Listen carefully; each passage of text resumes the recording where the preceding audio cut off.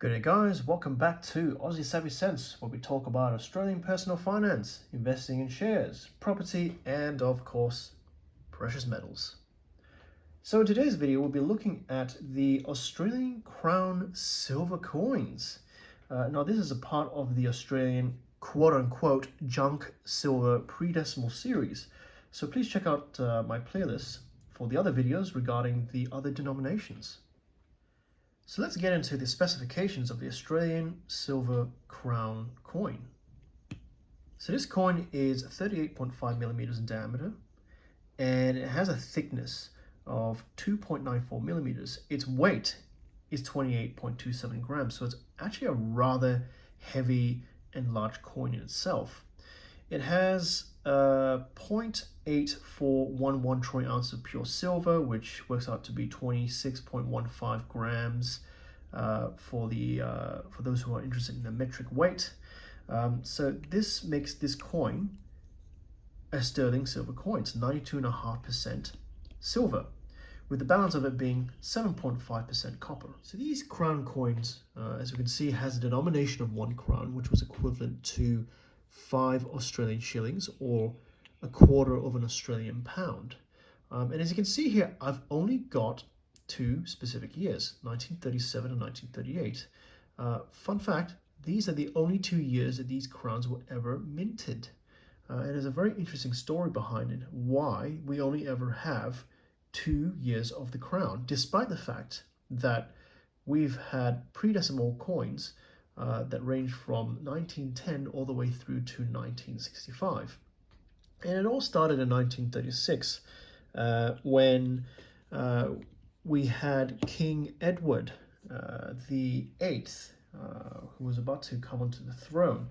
And so therefore there were plans, the Australian Commonwealth had planned to bring in a new high-value commemorative coin, which was a 5-shilling crown. So there was this guy whose name was Richard Casey. He was a federal treasurer of Australia at the time, and he was so enamored by the fact that the British had these circulating crown coins that were valued at 5 shillings in Britain, and he wanted to do the same thing here in Australia, and so therefore he promoted the idea that Australia could also have its own equivalent. If some of you are very familiar with history, King Edward VIII actually abdicated his throne in December of 1936 before any Australian coins could be struck with the effigy of King Edward VIII.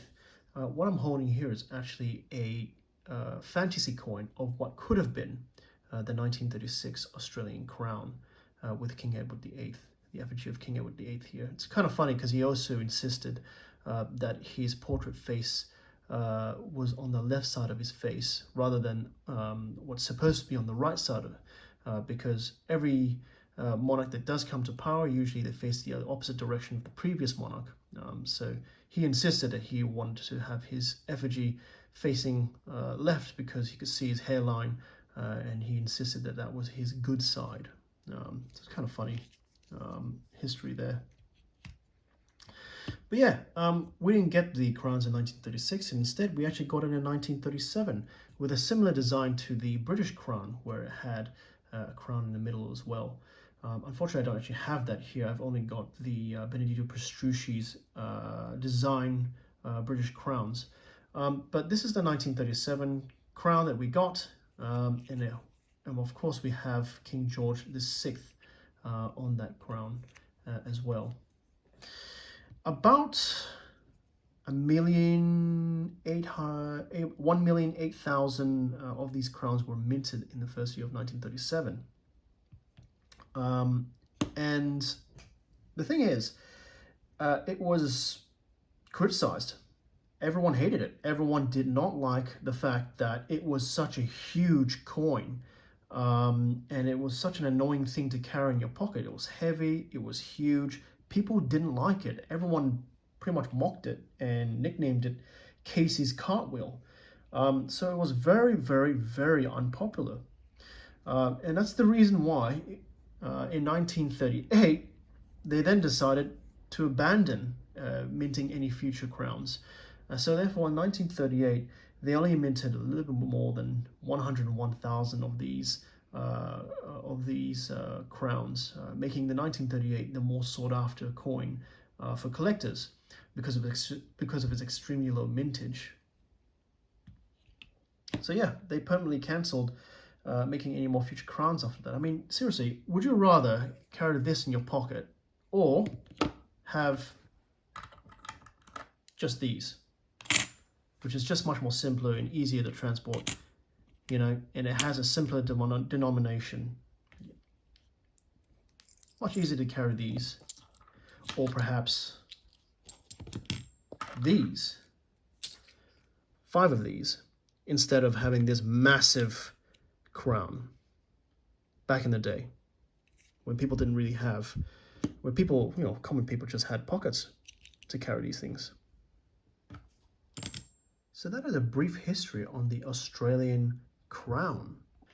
And I like to have these as a part of my portfolio, not only for its bullion content, the fact that it has 0.84 troy ounces of silver, but also for its historical significance.